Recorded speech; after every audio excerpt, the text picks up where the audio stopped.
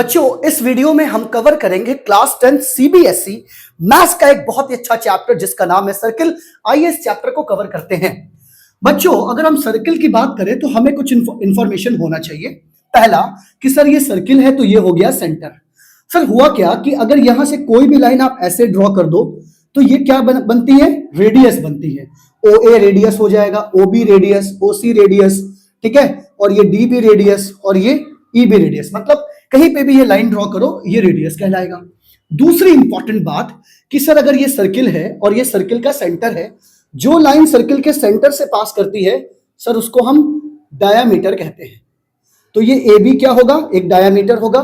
C D क्या होगा? एक डायामीटर होगा। अच्छा सर, अगली बात करें। अगली बात ये करते हैं बच्चों कि अगर ये सर्किल है और सर्किल का ये सेंटर है तो टेंजेंट क्या होता है? वो लाइन जो सर्किल के किसी एक पॉइंट को टच करते हुए पास कर रही है। तो मैंने मान लिया कि जो ये ए है और ये जो बी है एक टेंजेंट है। अब याद रखना, अगर सर्किल के सेंटर से परपेंडिकुलर ड्रॉ करेंगे, अगर कोई मैंने रेडियस ड्रॉ किया टेंजेंट पे, अगर मैंने कोई रेडियस ड्रॉ किया टेंजेंट पे, तो याद रखना कि जो ये ओपी है ये परपेंडिकुलर होता है किसके बेटा? बच्चों, एबी के।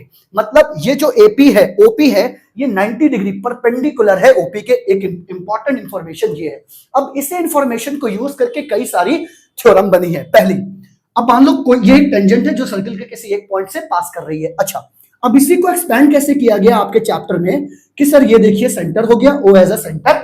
अब किया क्या गया, ध्यान से देखना कि सर ये एक लाइन से एक टेंजेंट पास कर गई। ये एक टेंजेंट है जो किसी सर्किल के एक पॉइंट से पास कर रही है।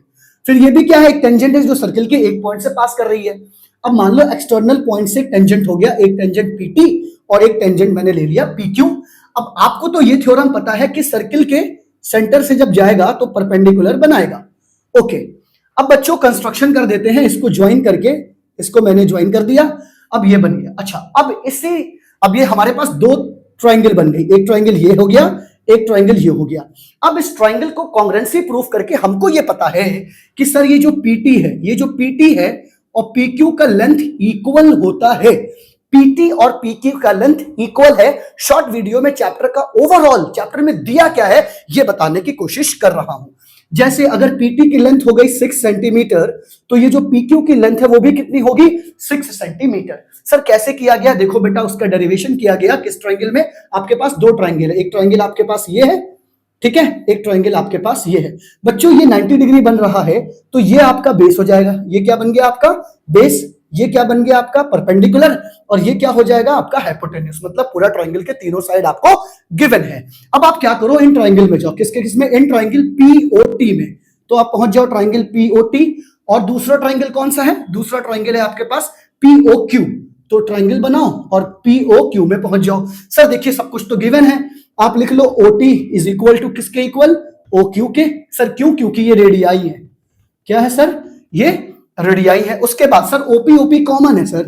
ओपी ओपी आप कर लो बच्चों, कॉमन हो गया सर। उसके बाद अभी आपने थ्योरम पढ़ा है कि ये परपेंडिकुलर है, ठीक है, तो आप ये लिख सकते हो angle P T O is equal to angle P Q O. ये ईच क्या हो गया? 90 डिग्री। तो बच्चों आपका ट्रायंगल क्या हो गया? कॉन्ग्रुएंट हो गया। पीओटी कॉन्ग्रुएंट हो गया ट्रायंगल पीओक्यू के बाय कैसे हुआ बच्चों? Side side side, side angle side. तो साइड एंगल साइड से ये कॉन्ग्रुएंस हो गया। तो बचा क्या? ये बचा। तो इसको हम लिख सकते हैं कि पीटी किसके इक्वल है?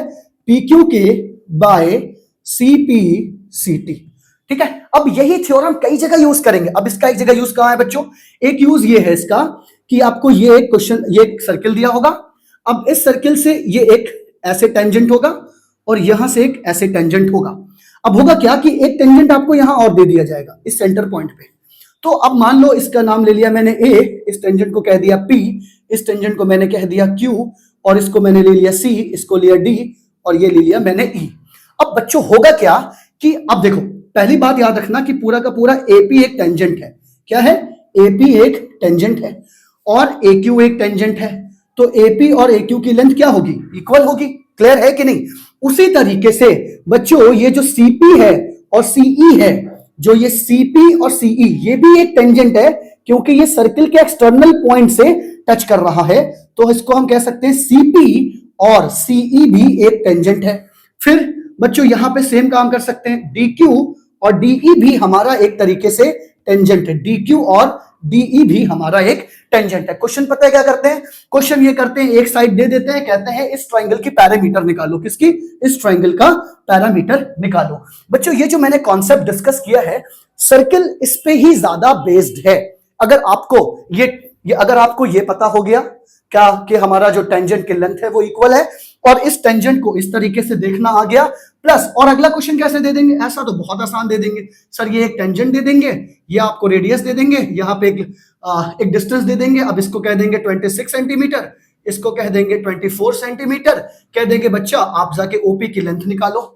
क्या टेंशन है सर? ये हमारा परपेंडिकुलर है, ये हमारा हाइपोटेन्यूस है, ये हमारा बेस है, निकाल लेंगे, कोई टेंशन की बात नहीं। बच्चों अगर वीडियो अच्छी लगी लाइक करें, शेयर करें, सब्सक्राइब करें और